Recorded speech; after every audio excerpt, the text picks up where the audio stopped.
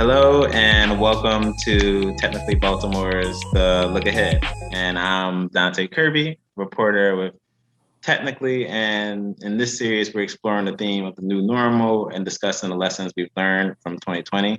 And today, my guest is Misty Allen, Vice President of Government and Regulatory Affairs for Comcast's Beltway region. And thank you for joining me, Misty. Thank you, Donte. Very, very glad to be here with you today. And I guess your job is sort of in the title, but for those who don't know, could you sort of explain sort of what you do with Comcast as the Vice President of Government and Regulatory Affairs? Sure. Yeah, thank you. The best part of my job is I get to lead an amazing team of 13 people who are very talented in their own rights, and they are really responsible for cultivating and developing relationships with our government officials, our community leaders, our business partners, where we do business. And it's being liaisons between our communities and back to the business, and making sure that we're providing the products and services that our customers need. And so I would say that's kind of it in a nutshell. We also do a lot of work in my department on our community impact strategy. And so where we're giving our philanthropy dollars and investing in the communities where we serve. So it's a fun department to work with, and I have a great team of 13 people. Okay. And I guess now that we've sort of gotten your introduction, for those people who are unfamiliar, 2020 is a hell of a year for everybody. Has put the high-speed broadband internet in a very different light. It's not seen so much as a luxury anymore. Some are calling it like a necessity. I guess, can you talk a bit about how Comcast has addressed this paradigm shift? Yeah, so, it is definitely true. 2020 helped shed a very bright light on the necessity of broadband and the issue of the digital divide. And yet for us at Comcast, I'll say it wasn't really a paradigm shift. We have been an industry leader for the past decade, creating programs and developing partnerships with nonprofit organizations, faith-based organizations, our city leaders, to try to advance digital equity in our communities. So over the past 10 years, and we've built on that last year, definitely in the pandemic, but over the past 10 years, we created our Internet Essentials program, which has connected over 10 million people nationally. And when you look here, like we'll use Baltimore City as an example, Internet Essentials is a program that has helped connect nearly 48,000 households, or 192,000 people. And the core of Internet Essentials is to address the issues with internet adoption, so affordability. So Internet Essentials is a $9.95 a month product that includes the rental. It also addresses the fact that many people don't connect to the internet because they may not have an operating computer that's modern and useful for today's applications. So our program also provides access to be able to purchase a discounted brand new Dell desktop or laptop computer for $150. And over the 10 years, we've been able to distribute 150,000 of those discounted computers. And then the third element of broadband adoption issues and the challenges within the digital divide there is around digital literacy and training. So we've been able to create and sponsor thousands of hours of online digital training content, and also support in-person trainings. So, working with, again, local community organizations like Perscolis or Bite Back and PCs for People and others who are really experts in that, that's where we're able to lean in and help support and grow their expansion of their programs to make sure we're reaching folks like that. And then as you looked at 2020, that created a whole, additional needs on top of it. So we also, in 2020 as a company looked at, let's open up all of our public Wi-Fi for not just Comcast customers, but all persons, so that connectivity, was able to be extended beyond the home, and we would have that information that we needed to have quickly during the pandemic. We also launched a new program that really emphasizes partnership, and this is where, again, there might be reasons that people need to be connected outside the home, places where mom and dad are working late, the children go to a community center, a rec center, maybe a church basement to do their homework, or maybe they're participating in a coding program through Code in Schools or something like that. And so we created what we called our community lift zones. And this is where we work with the community partner and we amplify their Wi-Fi so that they can definitely have the amount of bandwidth that they would need to support several students doing homework at one time, maybe during virtual learning, maybe helping seniors navigate telehealth or communication, or even just social connectivity. So that was kind of, how do we expand rapidly in the new changes of what was happening in 2020? And we're certainly not done. We just announced in March this year that we are committing another $1 billion in continued investment to connect more families, help them get the skills, the resources, and tools necessary to thrive in the digital world. So we're not done. This shift is here, and we're committed to continuing to work to solve and be part of that solution of the digital divide. And I guess, could you talk a bit more about how these partnerships and these solutions come to be? Like, how do you gauge what the internet essential speeds is going to be? Like, how do you decide where the lift zones are going to be, and how does this, I guess, conversation happen with local governments? Like, how do we get from, it being 25 megabytes at the start in March to a few months later, it being 50 megabytes? Like, why does it not start at 50 megabytes? You know what I mean? Sure. Yeah, no, that's a great question. And, the wonderful thing, about a company like Comcast, with all the innovation and investment that we're making into, our networks and getting the feedback from customers, is that we're able to quickly adapt and make changes based on the needs of our consumers. So if you think back 10 years ago to where we were, Netflix was just a few years into streaming. So those were developments, if you think about that. And so Internet Essentials, started out as a simple concept of, we're going to provide families who are eligible for free lunch in public schools this program. And then we extended it to, low incomes. We did pilot projects with housing authority developers, and we continued to expand the eligibility until now it's really open to all low income people have this opportunity to access this low cost $9.95 product, get access to computers, get access to the skills training, et cetera. And in fact, today we just announced another program extension by extending eligibility to federal Pell Grant recipients. So the point is that the programs continue to evolve and adapt. We extended public Wi-Fi access to the Internet Essentials customers so that they would have connectivity both in and out of the home. And to your point too, multiple increases to speeds over the years, again, based on the needs of the network, how the internet's being used by our customers, and we'll be able to adapt. And the great thing is that we've done all that, and we haven't increased the price over that 10 years. Okay. I guess I've always not quite understood the needs of the network.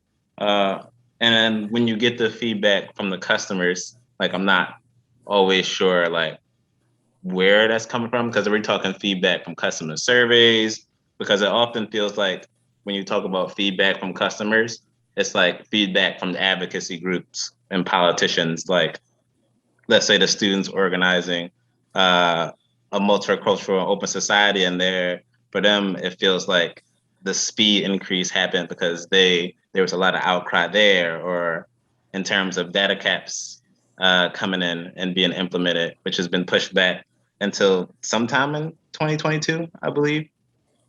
That feels like those things don't happen so much because of the average consumer, but more because of like when an advocacy group or a politician gets involved.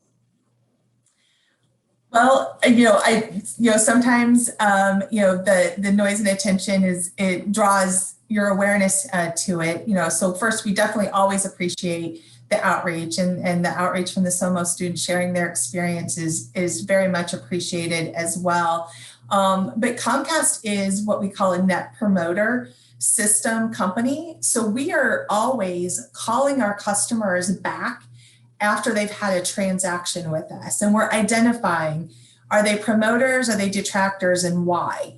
And all of that gets elevated and all that data gets analyzed. And that helps us start to make these business decisions, again, so that we can do that timely and relevant to our customers' needs.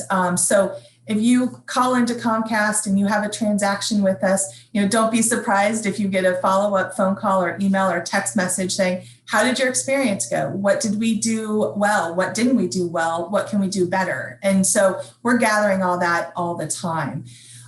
So yeah, it's absolutely important for customer feedback and to monitor that. And then, to your point earlier too, it's about meeting customers' needs. And so, we're always adapting and improving that overall customer experience. So sorry to harp on this a lot, but sure. I guess what's the customer need and where's the service in the data caps? Like I know it's in the other two divisions of Comcast in the Midwest and in the West Coast. But for it to come to the East Coast, I guess I've never quite understood as a consumer, where is my benefit of a data cap? Sure. Yeah, no, I understand the question, particularly from a consumer perspective. So, data caps are very common in the industry. I think a lot of folks are very familiar with them, particularly with their mobile cellular device. And Comcast does have, as you mentioned, in other parts of the country, a data plan that is 1.2 terabytes of data each month. And that's a lot of data. You could game for hours, you could download, we could do online schooling for many days without approaching the 1.2 terabytes. So it's a lot of data, but the concept and the idea behind the need for data caps was really out of how do we start to manage the level of investment that we need to accommodate higher usage customers. And so we build a network to serve all, but some customers drive the accelerated investment. So we're spending $15 billion over the last couple of years in our network. And that's, speed increases, that's actual infrastructure deployment, and that's $8 billion that we're reinvesting annually into the network. But if you have just a small core of customers who drive that accelerated investment, so investments that for the majority of customers, we might not have to make today, but we can make in a couple of years. But you have a core group of customers who are really driving and accelerating the need to make those investments. The idea behind the data plan is that then those customers who trigger that would pay a little bit more, and that levels and would hopefully minimize the need for cost increases by all customers. And that's the concept. But as you stated, we're not rolling out data plans this year for this part of the country, the Northeast division of Comcast. And we just don't have any communication plans on when we might implement such a plan in the future. Okay. And I guess sort of not really switch gears because we've been talking about the same thing in different ways. Where does Comcast as a corporation see its role in closing the digital divide? Oh, I love that question. So yeah, Comcast certainly has made digital inclusion, and being part of the solution to close the digital divide at the center of its social impact mission. So as I mentioned earlier, we've been working on this through our Internet Essentials program and all of the related programs that we have developed over the past year, like our community lift zones and working with national partners like a Perscolis on digital skills training. So we've recommitted that to for a $1 billion commitment over the next 10 years to continue that level of digital inclusion investment. So that's where we see our role in closing that is we are one part of the solution, right? So I'd like to spend just a minute on the Internet Adoption Challenge. It's really, as we all know, that it is the barriers to adoption are just complex societal, economic issues that really get to the heart of affordability, digital relevancy, literacy, and again, maybe not having a modern computer. And so it's that mix of systemic and societal factors that are underlie the barriers to adoption. And so what we need to do is we are a company that provides the service. We've created programs that we want to, and we can work with, again, nonprofit organizations, community leaders, church, faith-based groups to really get and raise awareness to customers who need to know the availability of these programs. A great illustration of collaboration and working with community groups is right now. There is the federal emergency broadband benefit, and eligible customers may apply for up to $50 for their monthly internet bill. And yet the participation nationally is very low. So what Comcast can do, and we will continue to do, is we can reach out with our community partners and say, hey, here's a program, here's information, here's how it works. Help us get the word out to the customers who can benefit from this program. And that is really our role. We need to make sure that customers are aware that these resources are available to them. How can we adapt our products and services? For example, our program, started out with just English and Spanish language marketing materials. Now our marketing materials are in over 30 different languages. And we continue to add languages to meet the needs of customers. And that also is from our community feedback. We might have a strong Chinese community in this area that needs emphasis. Help us get the word out, Comcast, so we can adapt and get you the resources and work with our community partners to make sure that we're getting the resources to the folks that need it. Because really right now, with the amount of money that's being invested in the emergency broadband benefit, there just really should be no reason why anybody who needs internet isn't signing up for it and having their internet service largely cared for, in some cases free, or otherwise, significantly discounted to meet the needs of their family. Yeah, I guess to talk a bit more about, the government role and where Comcast intersects. What would it mean for Comcast and consumers if the internet was considered a utility or if there was a municipal broadband option? Oh, yeah, sure. Yeah. So it's a great question. And I think probably the best way to answer that is to really step back and again, first define the problems that we're all working to solve.